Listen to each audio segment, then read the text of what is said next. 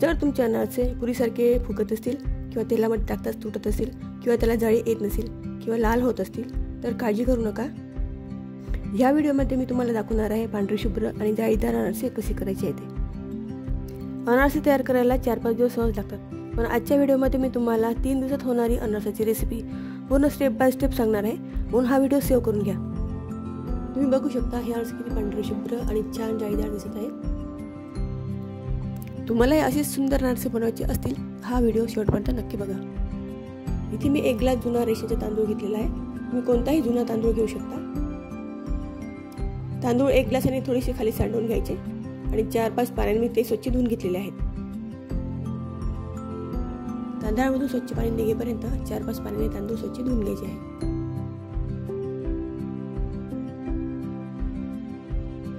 हे स्वच्छ धुतलेले तांदूळ एका भांड्यामध्ये किंवा एका डब्यामध्ये पाणी घालून भिजत ठेवायचे आहे. हे तांदूळ मी शुक्रवारी संध्याकाळी भिजत घातले होते. रात्रभर हे तांदूळ भिजत घातले आणि शनिवारी सकाळी हे तांदूळ धुवून घेतले आणि परत भिजत घातले. शनिवारी संध्याकाळी परत मी हे तांदूळ धुवून पाणी बदलून घेतलं आहे आणि आणखीन एकदा रविवारी सकाळी मी हे तांदूळ धुवून पाणी बदलून घेतलं आहे. असं एकूण 3 वेळा मी हे तांदूळ धुवून पाणी बदलून घेतलं आहे. आता रविवारी संध्याकाळी म्हणजेच तिसऱ्या दिवशी मी हे तांदूळ धुवून वाळू घालत आहे. हे बघा 3 दिवस भिजत घातल्यामुळे तांदूळ किती शुभ्र दिसत आहे. याचाच अर्थ आपले अनारसे सुद्धा असे शुभ्र दिसतील. तांदळातले सर्व पाणी निथळल्यावर एका कॉटनच्या कापडावर पसरून हे तांदूळ वाळवत घालायचे आहे. तांदळात नैसर्गिक हवेत वाळवायचे आहे. तुम्ही फॅनखाली सुद्धा वाळत घालू शकता, परंतु फक्त 10 मिनिटासाठी. तांदूळ थोडे कोरडे होईपर्यंत वाळत घालायचे आहे. अगदी जास्त कोरडे करायचे नाही. थोडासा ओला असू द्यावा, कारण आपण मिक्सरमधून जेव्हा तांदळाची पिठी काढतो तेव्हा मिक्सरच्या उष्णतेने तांदूळ पटकन कोरडा पडतो व त्यामधून पिठी कमी आणि रवा जास्त निघतो आणि आपल्याला रवा नको आहे.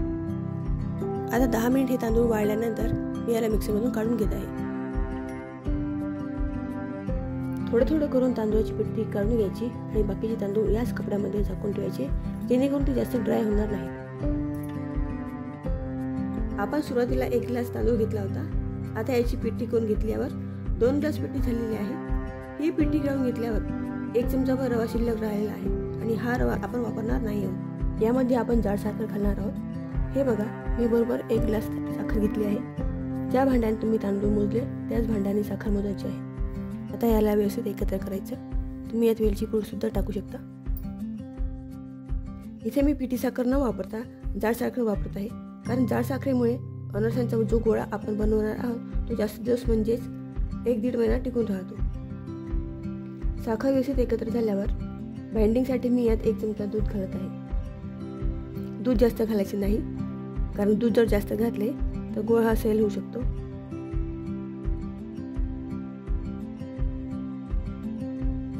हे बघा या पद्धतीने असे गोळे बनवून घ्यायचे आहे. दुधाचं आणि साखरेचे प्रमाण व्यवस्थित असलं तर हे गोळे तुटत नाही आणि व्यवस्थित बनतात.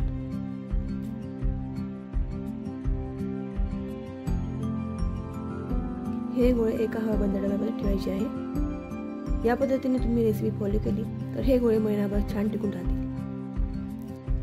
आता तुम्ही या गोळ्याला लगेचच चुरून अनारसे करायला घेऊ शकता, पण मी हे मिश्रण 1 दिवस रेस्ट करायला ठेवत आहे.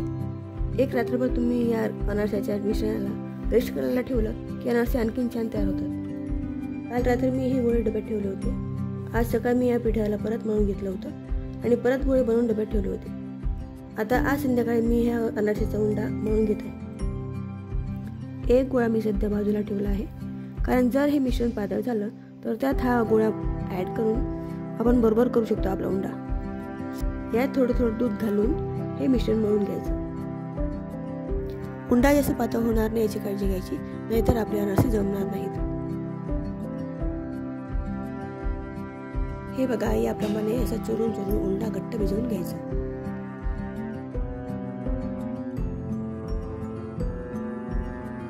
तुम्ही बघू शकता हे मिश्रण मळून झालेलं आहे.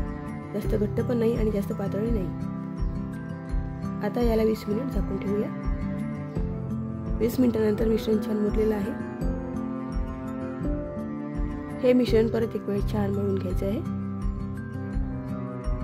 आता तुम्ही तुमच्या आवडीप्रमाणे याची लहान मोठे आकाराचे गोळे करून घ्या.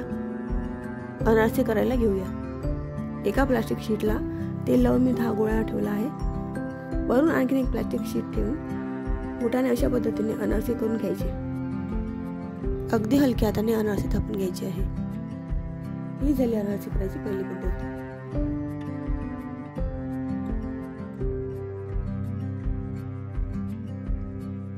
आता मी तुम्हाला दुसरी पद्धत सांगते. जर तुमच्या अनारसेमध्ये साखर कमी झाली असेल, अनारसे जमत नसतील, तर खाली थोडी जाड साखर ठेवून त्यावर याप्रमाणे अनारसे थापून घ्यायचे. खाली साखर टाकली असल्यामुळे अनारसे खाली चिटकणार नाही आणि इथे तेलाचा वापर करायची सुद्धा काही गरज नाही. तुम्हाला यापैकी जी पद्धत सोपी वाटली असेल त्या पद्धतीने तुम्ही अनारसे करून घ्या. आता अनारसे अचूक कशी तळायचे ते मी तुम्हाला सांगणार आहे. अनारसे तळताना तेलाचं टेम्परेचर अगदी कमी असायला हवं. तेलात अनारसे टाकल्यावर चमचा फिरवायचा नाही आणि अनारसेला धक्का लावायचा नाही. हलक्या हाताने अनारस्यावर तेल टाकायचं आणि अनारसा वर येऊ द्यायचा.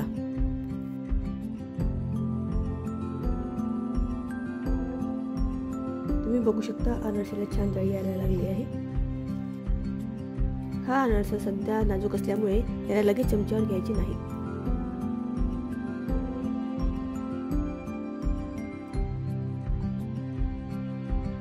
सर्व बाजूने छान तळल्या गेल्यावर मी हा अनारसा 2 चमचेच्या मदतीने काढून घेत आहे. असा अलगदपणे हा अनारसा काढून घेऊया. बघा अनारसा किती शुभ्र आणि जाळीदार छान दिसत आहे. या अनारसातील जास्तीत जास्त तेल झरण्यासाठी मी याला असे कढईच्या काठावर ठेवत आहे. हे तेल झरेपर्यंत दुसरा अनारसा तळून घ्यायचा. मी दुसरा अनारसा तळायला घेत आहे. हा आधी झरत ठेवलेला अनारसा आता काढून घेऊया. अनारसा काढल्यावर दुसरा अनारसा टाकण्याआधी तेल परत थोडं गरम होऊ द्यायचं, कारण थंड तेलामध्ये अनारसे जर सोडले की ते फाटतात आणि तेल जर अतिशय गरम असेल तर अनारसे पुरीसारखे फुलतात. म्हणून तेलाचं तापमान बरोबरच असायला हवं. या अनारसेला आपण जाळीदार होईपर्यंत तळून घेऊया. तुम्ही बघू शकता हा व्हिडिओ मी कुठेच कट केलेला नाही आहे. तुम्ही यात एकूण एक स्टेप पूर्णपणे बघू शकता.